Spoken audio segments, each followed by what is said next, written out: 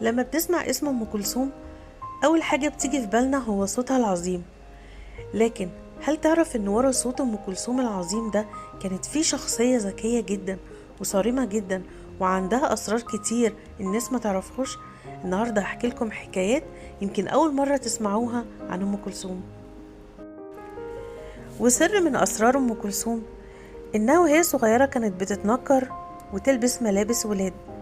في طفولتها والدها كان بياخدها تغني في الموالد، لكن لأن المجتمع وقتها كان بيرفض ظهور البنات على المسرح كانت بتلبس جلباب وعمة زي الولاد بالظبط، وكتير من الناس كانوا بيفتكروها ولد.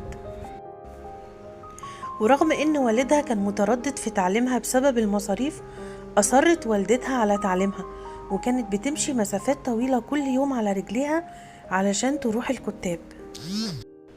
وعلى الرغم من ان ام كلثوم كانت معروفة بشخصيتها الحادة جدا والجادة جدا، الا انها برضو كان ليها مواقف طريفة.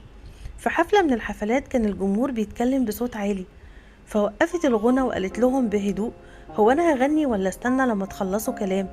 فضحك الجمهور كله وساد الصمت المكان عشان تكمل ام كلثوم اغنيتها. ام كلثوم كانت علاقتها بموسيقار الاجيال محمد عبد الوهاب مليانه بالمواقف الطريفه. في مره من المرات قالت له: انت بتفكر في الاكل اكتر ما بتفكر في الالحان. فضحك جدا هو وكل الحاضرين. ومن اكتر المواقف الطريفه اللي تعرضت لها ام كلثوم في حفله من الحفلات كانت بتغني ونسيت كلمه في الاغنيه، فبصت وراها للفرقه الموسيقيه وقالت لهم بصوت واطي: ساعدوني بقى. فضحك جدا الجمهور. اما سر المنديل الشهير اللي كانت ام كلثوم دايما ماسكاه في كل اغانيها، الناس كانت فاكره ان المنديل ده مجرد ستايل، لكن في الحقيقه انه كان بيساعدها على التحكم في التوتر اثناء الغنى. ومع الوقت بقى المنديل جزء من شخصيه ام كلثوم لدرجه انها ما كانتش بتعرف تطلع تغني غير وهي ماسكه المنديل.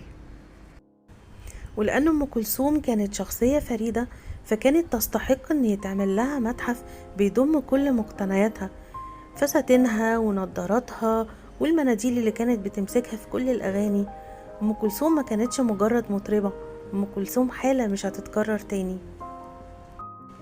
وعلى الرغم من ان ام كلثوم جمهورها من الناس الكبار في السن زي ما بيقولوا او العواجيز يعني، الا ان شريحة كبيرة من الشباب النهاردة لسه بتسمع ام كلثوم.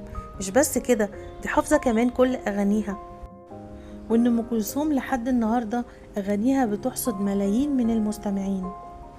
ودي كانت حلقتنا النهاردة عن كوكب الشرق ام كلثوم. يا رب تكون عجبتكم، واكتبولي في الكومنتات لو لسه بتسمعوا ام كلثوم لحد النهاردة.